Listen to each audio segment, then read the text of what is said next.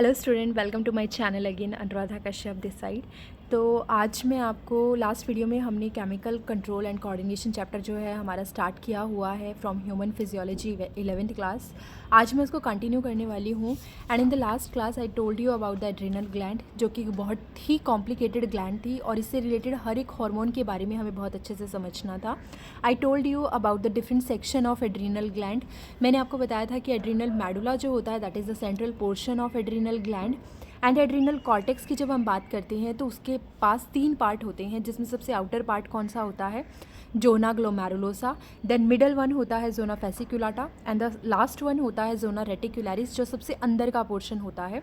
And एक एक करके मैंने आपको लास्ट क्लास में सारे हार्मोन भी इसके बारे में डिस्कशन इसका हो गया था कि मिनरलोकॉर्टिकॉइड्स आपका रास मैकेनिज्म के अंदर जो एल्डोस्टेरोन का रोल होता है उसको सिक्रेट करने का काम करता है। एंड ग्लूकोकॉर्टिकॉइड की जब हम बात करते हैं तो ये हमारे पास बहुत सारी डिफरेंट चीज़ों को कंट्रोल करता है। ये कि इम्यूनोसप्रेसिव ड्रग्स की तरह नेचुरल इम्यूनोसप्रेसेंट होता है। आप ऐसे बोल सकते हो कि ये हमारा एक नेचुरल कोर्टिसोल जो होते हैं वो हमारे नेचुरल इम्यूनोसप्रेसेंट होते हैं। एंड इसके अलावा ये हार्ट की एक्टिविटी को कंट्रोल करता है, किडनी के फंक्शन को कंट्रोल करता है एंड साथ ही इरिथ्रोपोइसिस को भी प्रमोट करता है। इरिथ्रोपोइसिस क्या होती है? Basically the formation of RBC, उसको हम बोलते हैं इरिथ्रोपोइसिस।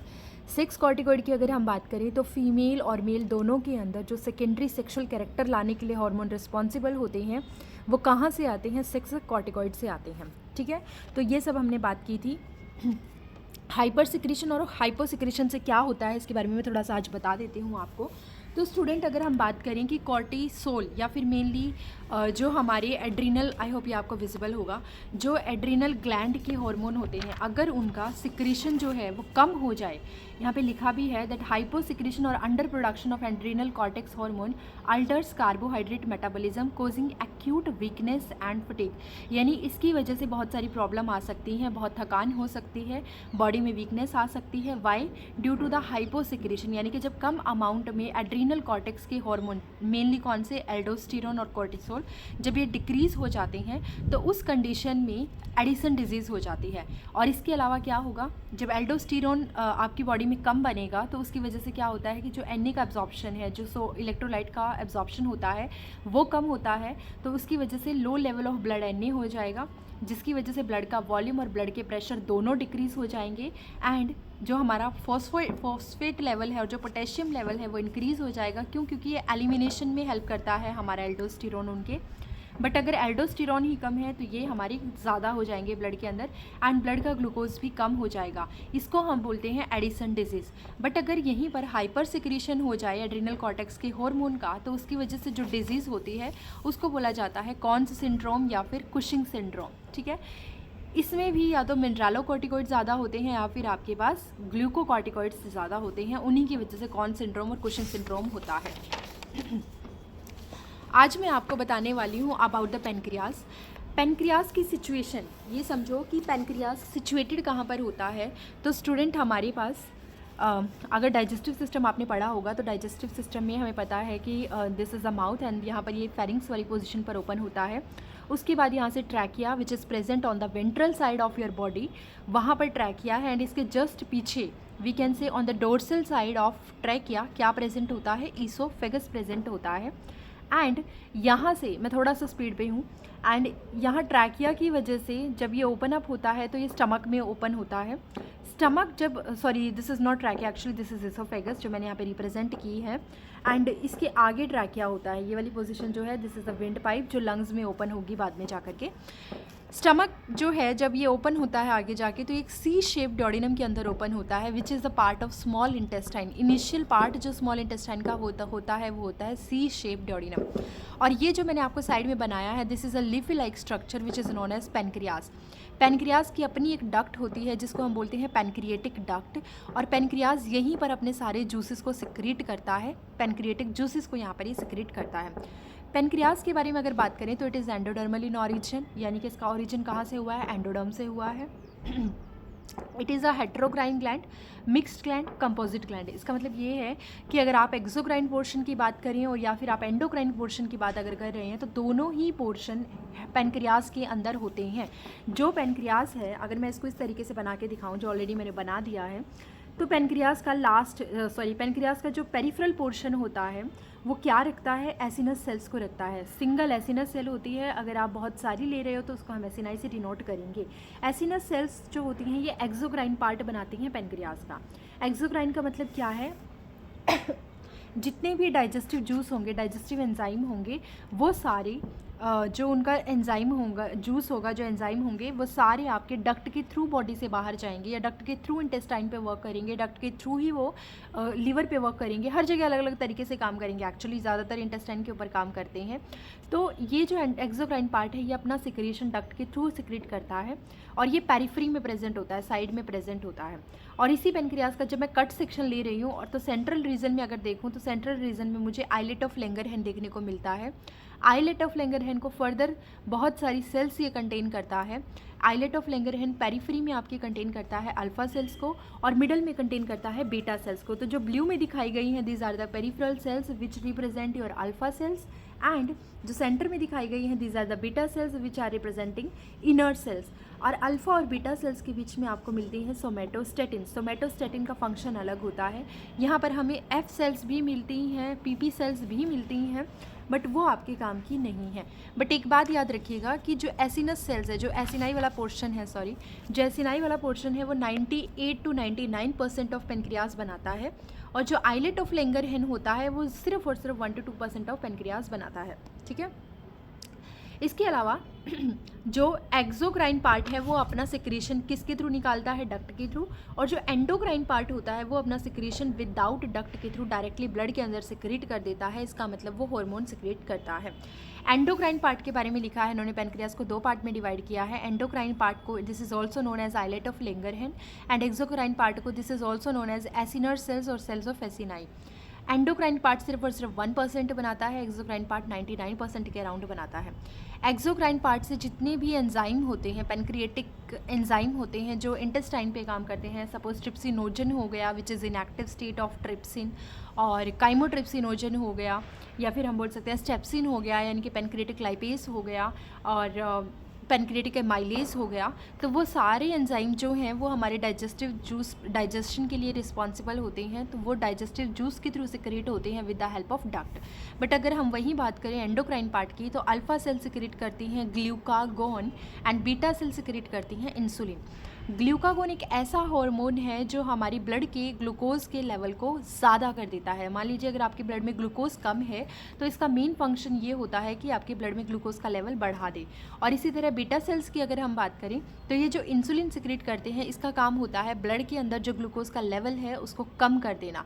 यानी कि इंसुलिन और ग्लूकागोन दोनों ऐसे हार्मोन हैं जो एक साथ मिलकर के ग्लूकोज के लेवल को कंट्रोल करते हैं। इफ़ यू रिमेंबर, मैंने आपको थायराइड और पैराथायराइड ग्लैंड के बारे में भी बताया था कि जो थायराइड ग्लैंड होती है वो एक हार्मोन सिक्रेट करती है which is your TCT, thyrocalcitonin, और एक अनदर ग्लैंड होती है पैराथायराइड जो कि डॉर्सली प्रेजेंट होती है थायराइड ग्लैंड के, वो एक अनदर हार्मोन सिक्रेट करती है जिसको हम बोलते हैं पैरथ हार्मोन, कॉलिप्स हार्मोन, PTH भी उसको बोला जाता है। TCT और PTH दोनों ही क्या थे, दोनों ही अलग अलग तरीके से कैल्शियम को रेगुलेट करने का काम कर रहे थे, यानी कि they are helping in the calcium homeostasis. Same यहाँ पर हो रहा है। अगर आपको ग्लूकोज के होम्योस्टेसिस की बात करनी है तो there are 2 hormone, one is your insulin and the second one is glucagon. Glucagon एक हाइपरग्लाइसेमिक हार्मोन है and insulin is a hypoglycaemic hormone. दोनों हार्मोन एक दूसरे के साथ एंटागनिस्टिकली वर्क करते हैं, यानी कि एक दूसरे के अगेंस्ट काम करते हैं। अगर इंसुलिन ब्लड में ग्लूकोज का लेवल डाउन करता है तो ग्लूकागोन ब्लड में ग्लूकोज का लेवल इंक्रीज कर देता है, यानी कि both act antagonistic to each other, इसीलिए ग्लूकोज के होम्योस्टेसिस में हेल्प करते हैं। अब थोड़ा सा इनके बारे में डिटेल में समझते हैं कि ये किस प्रकार से काम करते हैं। तो ग्लूकागोन की अगर बात करें, it is a hypoglycaemic hormone, तो ये इंक्रीज़ कर देता है ब्लड में ग्लूकोज के लेवल को। बट हाउ, इसके बारे में समझते हैं। सपोज कर लो this is a blood vessel, ये आपकी एक पूरी ब्लड वेसल है एंड इसके सराउंडिंग में कुछ सेल्स हैं। मेनली बस लीवर की सेल हम यहाँ पे बात करेंगे। लीवर की सेल्स को हिपैटोसाइट कहा जाता है। तो होगा कैसे, अगर मुझे ब्लड के अंदर ग्लूकोज का लेवल बढ़ाना है, means I want to increase the blood glucose level, अगर मुझे ये इंक्रीज़ करना है तो मुझे जो सेल्स हैं पहला फंक्शन, पहला क्या कर सकती हूँ मैं, पहला काम जो मेरा ग्लूकागोन होगा हार्मोन, वो क्या करेगा, वो इन लीवर की सेल्स पर एक्ट करेगा और इन्हें कहेगा कि आप जाओ और जाकर के प्लीज़ अपना ग्लूकोज कहाँ पर सिक्रेट कर दो, एक ब्लड वेसल के अंदर सिक्रेट कर दो। तो यहाँ से जो आपका ग्लूकोज होगा वो कहाँ चला जाएगा, यहाँ पर चला जाएगा। यानी कि मेरी सेल्स ने दो काम किए। पहला काम, उसने अपना ग्लूकोज यहाँ पर दे दिया। कैसे दिया होगा, लीवर के अंदर हमारा ग्लाइकोजन रहता है। Glycogen is a stored form of glucose और we can say it is a animal starch, जो एनिमल के अंदर पाया जाता है। और ये जो ग्लाइकोजन है, जब ये ब्रेक डाउन होगा तो इससे ग्लूकोज बनेगा और वो ग्लूकोज कहाँ जाएगा, इन ब्लड वेसल्स के अंदर ही जाएगा। ठीक है, पहला काम यानी कि मैंने ग्लाइकोजन को ब्रेक डाउन किया। इस प्रोसेस को हम बोलते हैं इस प्रोसेस को बोला जाता है ग्लाइकोजिनोलाइसिस। ग्लाइकोजन का ब्रेकडाउन, ग्लाइकोजन का ब्रेकडाउन, ग्लाइकोजेनोलाइसिस। ठीक है, दूसरा काम क्या किया, मेरी सेल्स जो ब्लड में से ग्लूकोज ले सकती थी उसको मना कर दिया गया। यानी कि जो सेल्यूलर अपटेक ऑफ ग्लूकोज होता है उसको कम कर दिया गया, उसको रोक दिया गया। सेल्यूलर अपटेक ऑफ ग्लूकोज को डिक्रीज कर दिया गया, जिसके थ्रू मैं ब्लड वेसल में अब ग्लूकोज को बढ़ा सकती हूँ। एंड थर्ड क्या किया गया, मुझे कहा गया कि ये जो ग्लूकागॉन है, ग्लूकागॉन ये क्या करेगा, ग्लूकागॉन आपकी लाइपोलाइसिस और प्रोटियोलाइसिस को भी प्रमोट करेगा। क्यों करेगा, क्योंकि ग्लाइपोलाइसिस और प्रोटियोलाइसिस जब आप मेटाबॉलिक पाथवे स्टडीज़ करते हो तो वहाँ पे बहुत सारे इंटरमीडिएट प्रोडक्ट बनते हैं। And by the breakdown of lipids and proteins हमारे पास बहुत टाइम पे क्या होता है कि ग्लूकोज बन जाता है। तो हमारा मेन फंक्शन क्या है, ब्लड वेसल के अंदर ज़्यादा ग्लूकोज लेकर के आना। तो हम क्या कर सकते हैं, हम लिपिड को तोड़ सकते हैं, प्रोटीन को तोड़ सकते हैं, ताकि इनके ब्रेक डाउन से जो ग्लूकोज बने वो कहाँ चला जाए, ब्लड वेसल के अंदर चला जाए। इस प्रोसेस को जब आप without using the glycogen, without breaking the glycogen, you are producing glucose into the blood vessels, किसको तोड़ करके, लिपिड और प्रोटीन को, then this process is known as gluconeogenesis. यानी कि आप ग्लूकोज का फॉर्मेशन कर रहे हो with the help of a new method. यानी you are going to break down your lipid and protein and by this method you are breaking your lipid and protein and forming glucose. Clear, तो इस चीज़ को हम क्या बोलते हैं, gluconeogenesis. अब यही चीज़ ये कहा गया कि इंसुलिन कैसे उसको कम करेगा, तो सेम प्रोसेस इंसुलिन के लिए हुई। This is the blood vessel. अब इस ब्लड वेसल के अंदर ग्लूकोज को हमें कम करना है, तो हम क्या कर सकते हैं, सिंपल से दो मेथड है। पहला, यहाँ पर जो ग्लूकोज था उसको जाकर के आप लिवर सेल्स में स्टोर करवा दीजिए in the form of glycogen, यानी you are forming new glycogen. इस प्रोसेस को हम क्या बोलते हैं, इसको हम बोलते हैं ग्लाइकोजेनेसिस। ग्लाइकोजेनेसिस का मतलब क्या होता है, formation of glycogen by glucose. ठीक है, दूसरा आप क्या कर सकते हो, सेल्यूलर अपटेक को बढ़ा दीजिए। अगर आपकी सेल्स ज़्यादा अमाउंट में ग्लूकोज लेना शुरू कर देंगी तो ब्लड वेसल्स के अंदर ग्लूकोज कम हो जाएगा। This is known as increase in the amount of uptake by the sales.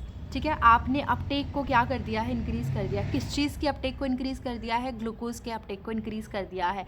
And ये ग्लूकोज जो होगा ना, ये कहाँ पे स्टोर होगा, ये लिवर के अंदर फैट स्टोरिंग सेल्स होती हैं जिनको हम बोलते हैं एडिपोसाइट्स, ये उनके अंदर जा कर के स्टोर हो जाएगा। इसके अलावा आप लीवर की सेल्स को बोलिए कि नहीं, अब और ज़्यादा ग्लाइकोजन को नहीं तोड़ना है। अगर आपने ग्लाइकोजन को और तोड़ा तो ग्लाइकोजन बनेगा कैसे, आप ग्लाइकोजन को तोड़ने से रोकिए, इनहिबिट ग्लाइकोजेनोलाइसिस। उसके अलावा प्रमोट कीजिए cellular Uptake of glucose and mainly ये इंसुलिन किसके ऊपर काम करता है, हिपैटोसाइट, एडिपोसाइट्स, जो क्या होती हैं basically signals for storing glucose. Okay, अब एक चीज़ आपने बहुत बार सुनी होगी कि अगर इंसुलिन जो है, इंसुलिन का अमाउंट हमारी बॉडी में ना हो, या फिर ऐसे बोल दीजिए कि इंसुलिन के जो रिसेप्टर हैं वो हमारी बॉडी में ना हो, तो उस कंडीशन में डायबिटीज़ मेलाइटिस जैसी कंडीशन आ जाती है। देखिए, कोई भी हार्मोन हो ना, वो विदाउट रिसेप्टर वर्क नहीं करता है। तो हमारे पास डायबिटीज़ मेलाइटिस की भी बहुत अलग अलग कंडीशंस होती हैं। It is type 1 diabetes, type 2 diabetes, that is not in your syllabus, but ये चीज़ याद रखिएगा कि डायबिटीज़ के अलग अलग टाइप्स होते हैं। अगर आपकी बॉडी के अंदर दो कंडीशंस बता रही हूँ।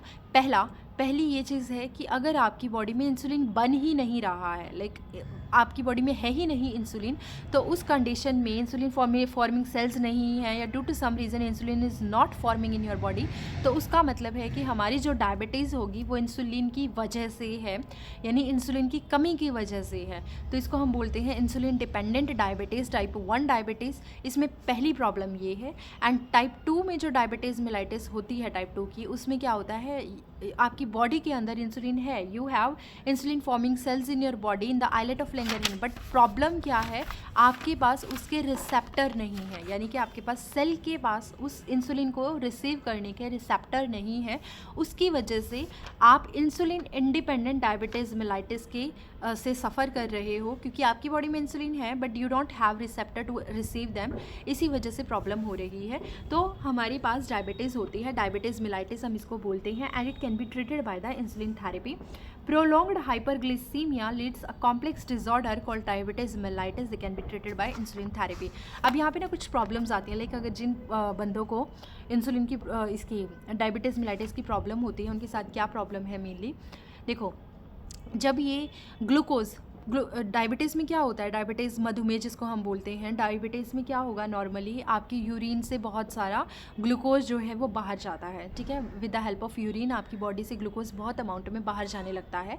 एंड वन थिंग नोट करो, अगर ग्लूकोज यूरिन के थ्रू बाहर जाएगा, urine is already concentrated, 4 time concentrated होता है यूरिन आपके फिल्ट्रेट से, तो अगर उसमें से भी ग्लूकोज बाहर जा रहा है तो मतलब वो और ज़्यादा कंसनट्रेटेड हो गया है, और अगर वो और ज़्यादा कंसनट्रेटेड होगा तो साथ में उसको डाइल्यूट करने के लिए पानी भी बाहर जाएगा।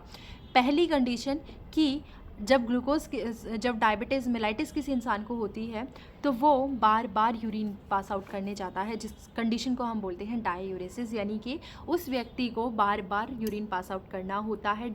क्यों पास करना होता है, क्योंकि उसका यूरिन बहुत ज़्यादा कंसनट्रेटेड हो चुका है और उस चीज़ को कंपनसेट करने के लिए वाटर बहुत अमाउंट में बाहर जाने लगता है।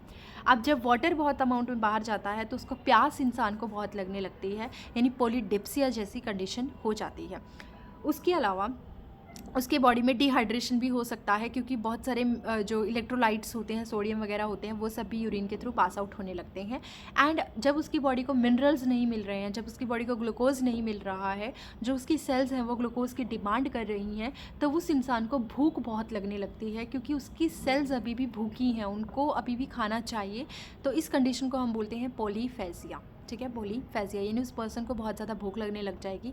एंड जब भूख लगेगी और आप ग्लूकोज ले रहे हो, but due to that condition, due to diabetes mellitus, वो ग्लूकोज आपकी सेल्स को नहीं मिल पा रहा है, आपकी सेल्स उसको अपटेक नहीं कर पा रही हैं, तो उस कंडीशन में आपकी सेल्स में जो स्टोर्ड फॉर्म में लिपिड है, जो स्टोर्ड फॉर्म में प्रोटीन है, वो टूटना शुरू हो जाएगा, और उसके टूटने से आप अपनी एनर्जी की रिक्वायरमेंट को कंप्लीट करोगे। बट अगर वो चीज़ें टूटती हैं, whether it is your protein, whether it is your lipid, अगर वो चीज़ें टूटती हैं तो उनके टूटने से there are some intermediate product which can be act as a toxin, तो उसको हम बोलते हैं कीटो एसिडोसिस, यानी कि कीटोन बॉडीज़ का फॉर्मेशन होने लग जाता है, जिसमें सबसे ज़्यादा कॉमन है एसीटोन और एसिटिक एसिड, ठीक है, एसिटोएसिटिक एसिड, ये एसिटोएसिटिक एसिड है, एसिटोएसिटिक एसिड। तो these are the ketone bodies जो उस इंसान के अंदर बनने लग जाती हैं, they act as a toxin. इसीलिए अगर इसको ट्रीट ना किया जाए तो accumulation of this toxic bodies can lead to death of that person, उस इंसान की डेथ भी हो सकती है। आई होप पेनक्रियाज के बारे में आपको अच्छे से समझ में आया होगा। नाउ हम बात करेंगे next gland, that is the testis. वैसे तो हम इसको 12th class human reproduction chapter में बहुत डिटेल में पढ़ाते हैं, बट क्योंकि यहाँ पर भी दिया गया है हेटेरोक्राइन ग्लैंड के बारे में, testis is also heterocrine gland, and ovary भी हेटेरोक्राइन ग्लैंड होती है। हेटेरोक्राइन ग्लैंड यहाँ पर क्या है, टेस्टिस अपना एक नॉर्मल सा प्रोडक्ट, एक नॉर्मल तो नहीं बोलेंगे खैर, एक प्रोडक्ट जिसको हम बोलते हैं स्पर्म, वो क्या करते हैं, जो उनके मेल गैमेट्स होते हैं वो उसकी डक्ट के थ्रू बॉडी से बाहर जाते हैं। अगर कोई भी प्रोडक्ट हो, अगर वो डक्ट के थ्रू बाहर जा रहा है, इसका मतलब वो ग्लैंड एक्ट कर रही है as a exocrine gland, right. तो यहाँ पे टेस्टिस मेसोडर्मल इन ऑरिजिन होती हैं, एम्ब्रियोनिक स्टेज में मेसोडर्मल इन ऑरिजिन होती हैं। लोकेशन की अगर हम टेस्टिस की बात करें तो हमेशा जो टेस्टिस होती हैं वो मेल के अंदर outside the abdominal cavity present होती है। There is a pouch, right, there is a pouch, उस पाउच के अंदर आपकी टेस्टिस को प्रोटेक्ट करके रखा गया होता है, एंड उस पाउच को हम बोलते हैं स्क्रोटम। स्क्रोटम एक ऐसा पाउच होता है जिसके अंदर टेस्टिस को रखा जाता है। क्यों रखा जाता है, क्योंकि बॉडी का टेम्परेचर 37 डिग्री सेल्सियस होता है, एंड जो स्पर्म फॉर्मेशन के लिए, जो स्पर्मेटोजेनेसिस होती है, उस प्रोसेस के लिए जो आपको टेम्परेचर रिक्वायर होता है, that should be less than 2 to degree Celsius than your body temperature, वो आपकी बॉडी के टेम्परेचर से 2 से 3 degree Celsius according to your NCERT it should be lower than 2 to 2.5 degree Celsius from your body temperature. तो वो उतना तो कम होना चाहिए, otherwise there will be no formation of sperm, there is no spermatogenesis, right. तो अगर आपको स्पर्मेटोजेनेसिस की प्रोसेस को कंप्लीट करना है तो देयर इज़ अ पाउच, इस पाउच के अंदर पेयर ऑफ टेस्टिस को रखा जाता है। एक काइंड ऑफ स्पेशल पाउच होता है जिसमें डिफरेंट मसल्स होती हैं, जैसे कि क्रीमेस्टर मसल्स होती है, क्रीमेस्टर मसल्स होती है जो या तो कॉन्ट्रैक्ट करती है या रिलैक्स करती है अकॉर्डिंग टू द सीज़न। तो उसी अकॉर्डिंग ये हमारी टेस्टिस को वार्म रखने का काम करती है। टेस्टिस में अगर आप इसको और थोड़ा सा एलाबोरेट करके देखते हैं तो टेस्टिस को अगर हम बाहर निकाल लें, टेस्टिस का एक सेक्शन लें, तो टेस्टिस को मैं यहाँ पे दिखाना चाहूँगी, खुद से समझाते हैं। चलो टेस्टिस की बात करते हैं जब, तो सपोज़ एक टेस्टिस है, इस टेस्टिस में बहुत सारे कंपार्टमेंट होते हैं, दीज आर द कंपार्टमेंट। इन कंपार्टमेंट को बोला जाता है testicular lobule, these are the testicular lobule, जो नंबर में 250 से 300 तक हो सकते हैं। हर एक टेस्टिक्यूलर लोब्यूल के अंदर आपको seminiferous tubule highly coiled structure देखने को मिलेंगी इस तरीके से, जिनका नंबर एक टेस्टिक्यूलर लोब्यूल के अंदर या तो 1 हो सकता है या 2 या फिर 3, इससे ज़्यादा नहीं होगा। तो एक टेस्टिक्यूलर लोब्यूल में आपको 1 से लेकर के 3 सेमिनिफेरस ट्यूब्यूल देखने को मिल सकती हैं which are highly coiled. Okay, तो ये अपना सिक्रीशन, ये जो कॉइल्ड पोर्शन है, ये सेमिनिफेरस ट्यूब्यूल जो है, जब हमने इसको कट सेक्शन देखा तो हमारे पास इसका कट सेक्शन कुछ इस तरीके से आता है। इस कट सेक्शन को ध्यान से समझना, इस कट सेक्शन में आपको 2 चीज़ें देखने को मिलेंगी। पहला, ये पूरा एक देखिए, ये यहाँ पे दिखा भी रखा है, ये टेस्टिस है, ये इसका क्या है, कंपार्टमेंट बने हुए हैं और इन कंपार्टमेंट के अंदर ये एक सेमिनिफेरस ट्यूब्यूल का सेक्शन दिखाया गया है। इस सेमिनिफेरस ट्यूब्यूल की कॉइल्ड स्ट्रक्चर होती हैं टेस्टिस के अंदर, और यही वो स्ट्रक्चर है which is involve in the spermatogenesis, यानी यही वो स्ट्रक्चर है जो स्पर्म के फॉर्मेशन के लिए रिस्पॉन्सिबल होती है। यहाँ पे बेसिकली क्या होने वाला है, इस सेमिनिफेरस ट्यूब्यूल के 2 पार्ट हैं। पहला, यहाँ पे जो आप ये देख रहे हो, इसको हम बोलते हैं पूरा एक फॉलिकल जो आपको दिखाई दे रहा है, इनके अंदर लाइंड होती है, इस तरीके से दिखाती हूँ।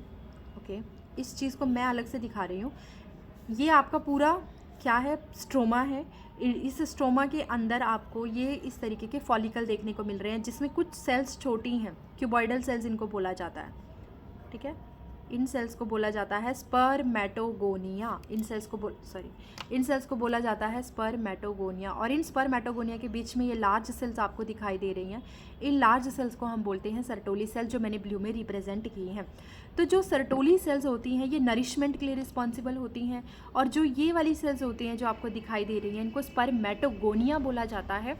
जो बाद में ये 2n होती हैं स्पर्मेटोगोनिया, डिप्लॉयड इन नेचर होती हैं, और जब बाद में ये मियोसिस की डिवीज़न करती हैं under the influence of hormone, तो उस कंडीशन में क्या होगा, ये 2n से 1n हो जाएंगी, मियोटिक डिवीज़न बनाएंगी और स्पर्म का फॉर्मेशन करेंगी। तो spermatogonia are responsible for the formation of sperm, और ये क्या है, these are the Sertoli cell which help in the nourishment of the maturing sperm, ठीक है। तो यहाँ पे बने स्पर्म्स। अब ये जो बीच का स्पेस आप देख रहे हो, यानी ये एक फॉलिकल मान लीजिए, एक और इसी तरीके का, इन दोनों के बीच में जो ये आप पोर्शन देख रहे हो, इसको हम बोलते हैं इंटरस्टिशियल स्पेस या स्ट्रोमल टिश्यू या फिर आउटर स्पेस। अब इसमें क्या होना है, आपके पास 2 हार्मोन है, दोनों अलग अलग तरीके से काम करेंगे। पहला कैसे काम करता है, पहला टेस्टिस प्राइमरी सेक्स ऑर्गन भी है, सेकेंडरी सेक्स ऑर्गन भी है। यानी प्राइमरी सेक्स ऑर्गन का काम क्या है, यहाँ पे स्पर्म का फॉर्मेशन करता है, इन्वॉल्व इन द स्पर्मेटोजेनेसिस। और इसका एंडो, ये तो क्या है, एक्सोक्राइन पोर्शन है, क्योंकि जो प्रोडक्ट बनेगा, जो स्पर्म बनेगा, वो रेटी टेस्टिस में जाएगा, वो वासा डिफरेंशिया में जाएगा, इजैकुलेटरी डक्ट में जाएगा, फाइनली यूरिथ्रा के थ्रू बॉडी से बाहर जाएगा, जिसको हम बोलते हैं इजैकुलेशन बोलते हैं, मेल की बॉडी से जो होता है। एंड उस टाइम पर ये एक डक्ट के थ्रू मूव कर रहा है, इसलिए ये कौन सा पोर्शन है, that is exocrine portion. But यहीं पर कुछ हार्मोन भी रिलीज होंगे। एंडोक्राइन ग्लैंड है, प्रोडक्शन ऑफ हार्मोन, कौन से हार्मोन, एंड्रोजन का प्रोडक्शन करेगी। कौन से एंड्रोजन का, मेनली टेस्टोस्टेरोन का, which is a male sexual hormone. And यही वो हार्मोन होता है जो रिस्पॉन्सिबल है for the secondary sexual character in male. Testosterone क्या है, यहाँ पे इन्होंने बताया कि टेस्टिस के बारे में, testis is composed of 2 things, one is seminiferous tubule and interstitial tissue. Seminiferous tubule ये है जिसमें आपको क्या मिल रहा है, सर्टोली सेल और स्पर्मेटोगोनिया, एंड बाहर का स्पेस क्या है, इंटरस्टिशियल स्पेस। इंटरस्टिशियल स्पेस में आपको स्पेशल टाइप की सेल्स देखने को मिलती हैं जो ग्रीन में रिप्रेजेंट की गई हैं, इनको बोला जाता है लीडिंग सेल्स या फिर interstitial cell.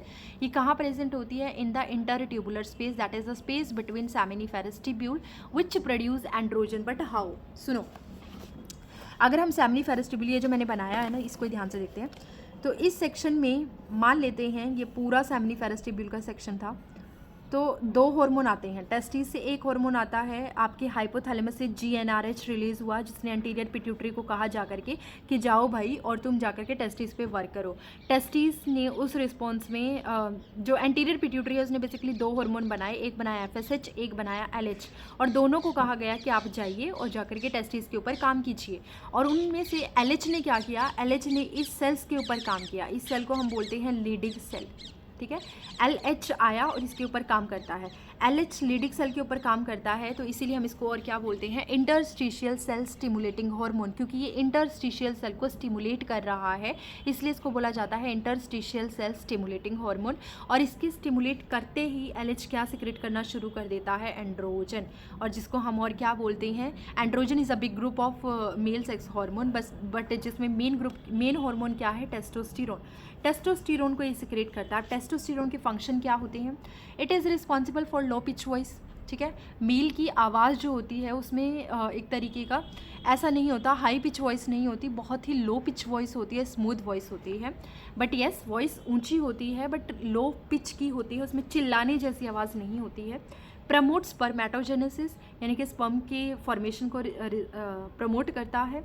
And growth and development of male accessory glands, जो मेल की डिफरेंट ग्लैंड्स है, जैसे सेमिनल ग्लैंड हो गई, प्रोस्टेट ग्लैंड हो गई, कॉपर्स या बल्बो यूरिथ्रल ग्लैंड्स हो गई, तो वो सारी जो डक्ट्स हैं उन ग्लैंड को, उन डक्ट को बनाने के लिए भी कौन रिस्पॉन्सिबल है, vas deferens seminal vesicle prostate, इन सब को बनाने के लिए भी टेस्टोस्टेरोन रिस्पॉन्सिबल होता है। मेल की बॉडी में हेयर का डिस्ट्रीब्यूशन का जो पैटर्न है वो भी कौन डिसाइड करता है, वो भी टेस्टिस ही डिसाइड करती हैं। अपीयरेंस ऑफ बियर्ड, मॉस्टेक, ये सब कौन डिसाइड करता है, टेस्टिस ही डिसाइड करती हैं। मेल के सेक्शुअल बिहेवियर को लिबिडो कहा जाता है, फीमेल के सेक्शुअल बिहेवियर को लिबिडो नहीं कहा जाता, ये बात याद रखिएगा, this is highly important. And protein and carbohydrate का अगर एनाबॉलिज्म हो, मेल के अंदर जो मसल्स की ग्रोथ है, जो बोन की स्ट्रेंथनिंग है, जो उनके शोल्डर जो है ब्रॉड होनी है, तो वो सब चीज़ें एक एनाबॉलिक इफेक्ट है, यानी कि एक तरीके से उसमें आप ऐड ऑन कर रहे हो। प्रोटीन और कार्बोहाइड्रेट का मेटाबॉलिज्म जो है वो इस तरीके से है जिसमें उनकी सिंथेसिस हो रही है, तो उसको हम बोलते हैं protein carbohydrate anabolism. Promote erythropoiesis, यानी कि इरिथ्रोपोइसिस को भी ये प्रमोट कर रहा है, फॉर्मेशन ऑफ आरबीसी को भी ये प्रमोट करता है। And the aggressive behaviour of the male is only due to testosterone, तो अग्रेसिवनेस को भी ये प्रमोट करता है। तो ये तो था सिर्फ लीडिंग सेल का, लेकिन अगर हम बात करें FSH की, तो FSH क्या काम करता है, FSH बेसिकली वर्क करता है सर्टोली सेल के ऊपर। ये भी हमारा इंटीरियर पिट्यूटरी से आया था, और ये किस पे वर्क करता है, ये वर्क करता है आपकी FSH जो है वो वर्क करता है सर्टोली सेल के ऊपर, और इनको बोलता है कि आप जाइए और स्पर्म मैच्योरेशन फैक्टर को रिलीज़ कीजिए, जिसको हम बोलते हैं ABP, एंड्रोजन बाइंडिंग प्रोटीन। उसकी एक लॉन्ग स्टोरी है जो मैं ह्यूमन रिप्रोडक्शन चैप्टर में समझाऊंगी। तो ABP एक फैक्टर रिलीज़ करेंगे जो किस चीज़ में हेल्प करता है, स्पर्म के मैच्योरेशन में हेल्प करता है। तो ये पूरी कहानी थी इसके बारे में कि ये काम क्या करता है। टेस्टिस पहली बात तो होती कहाँ पर है, कौन सा ओरिजिन है, कैसी ग्लैंड है, it is a heterocrine gland. इसके दोनों काम है, प्राइमरी सेक्स ऑर्गन के लिए भी, प्राइमरी सेक्स ऑर्गन टेस्टिस का फॉर्मेशन, स्पर्म का फॉर्मेशन भी यही करवाती है, और एंडोक्राइन ग्लैंड भी है। इसमें FSH और LH दोनों अलग अलग तरीके से काम करते हैं। LH लीडिंग सेल पर वर्क करता है, एंड्रोजन बनवाता है जिससे टेस्टोस्टेरोन बनता है, जिसके डिफरेंट फंक्शन होते हैं। एंड FSH जाकर के सर्टोली सेल पर एक्ट करता है, और सर्टोली सेल उसके रिस्पॉन्स में एंड्रोजन बाइंडिंग प्रोटीन को रिलीज़ करती है, जो किसके लिए रिस्पॉन्सिबल होती है, जो आपकी स्पर्म के मैच्योरेशन के लिए रिस्पॉन्सिबल होती है। नेक्स्ट क्लास में हम और भी आगे की चीज़ें पढ़ेंगे, जिसमें हम ओवरी के बारे में डिस्कस करेंगे, और अदर ऑर्गन कौन से होते हैं जो रिप्रोडक्शन के लिए इम्पॉर्टेंट हैं, जो हार्मोन सिक्रीट करते हैं बट वो ग्लैंड्स नहीं होते हैं काइंड ऑफ, उनके बारे में हम डिटेल में डिस्कस करेंगे। और लास्ट में हम कुछ मैकेनिज़्म भी पढ़ेंगे कि किस तरीके से हमारा हार्मोन जो है वो एक्ट करता है। तो आज के लिए बस इतना ही, मिलते हैं नेक्स्ट वीडियो में।